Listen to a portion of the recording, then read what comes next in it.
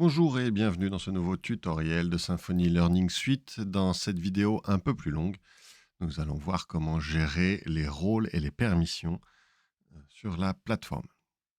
La première chose, c'est de se rendre dans Communauté pour inspecter les rôles au niveau de la plateforme.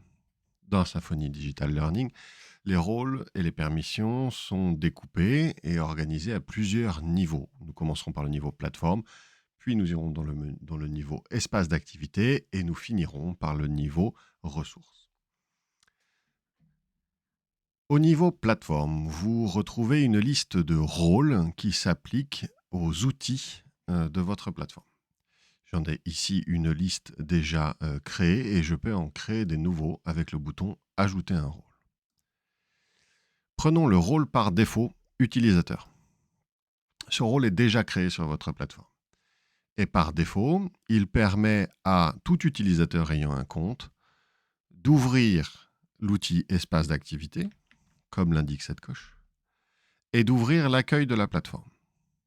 Aucun autre droit, aucune autre permission n'est pour le moment active.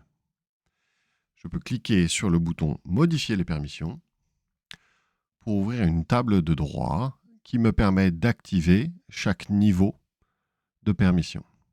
Je peux ainsi autoriser mes utilisateurs, mon rôle utilisateur, à ouvrir l'outil progression ou à ouvrir l'outil communauté. Chaque niveau correspond à un ensemble de droits.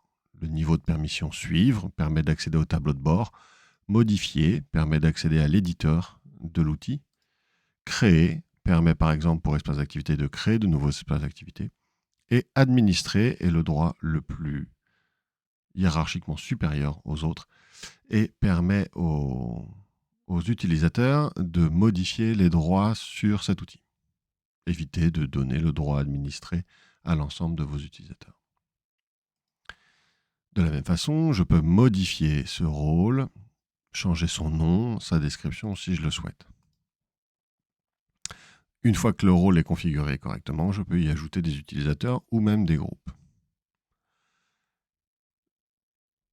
Le rôle récapitule l'ensemble des permissions sur tous les outils.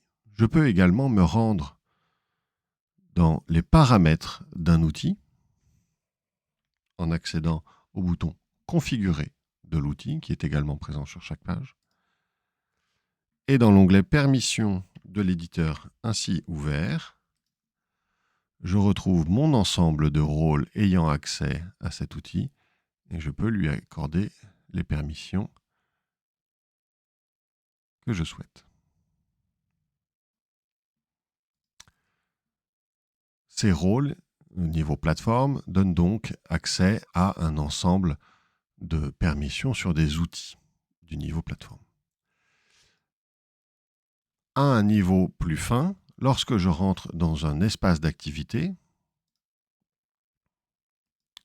j'ai également accès à l'outil communauté et au rôle de l'espace d'activité.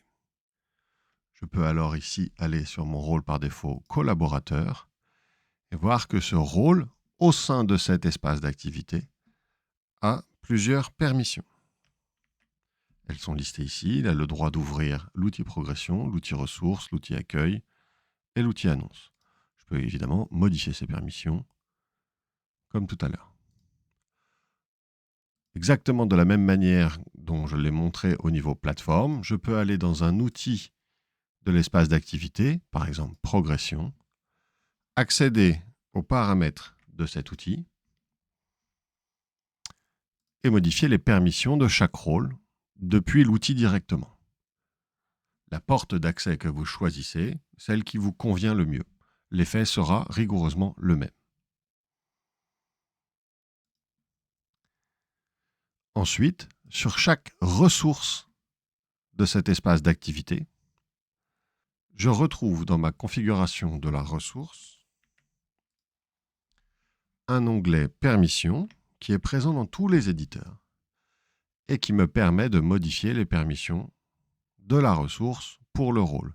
Ici, le rôle collaborateur, tous les utilisateurs qui ont le rôle collaborateur peuvent ouvrir la ressource, mais ils ne peuvent pas la copier sur un autre espace, ils ne peuvent pas voir le tableau de bord de la ressource, et ainsi de suite. En combinant un ensemble de rôles de niveau plateforme, espace d'activité et ressources, on obtient la globalité d'accès de chaque utilisateur à la plateforme. Ainsi, si je prends un utilisateur en particulier, je vois que cet utilisateur a le rôle utilisateur, trainee QA et trainee tech, et c'est l'ensemble de ces droits qui lui donnent accès à des outils et à des espaces d'activité. Voilà, c'est terminé pour ce tutoriel. À bientôt.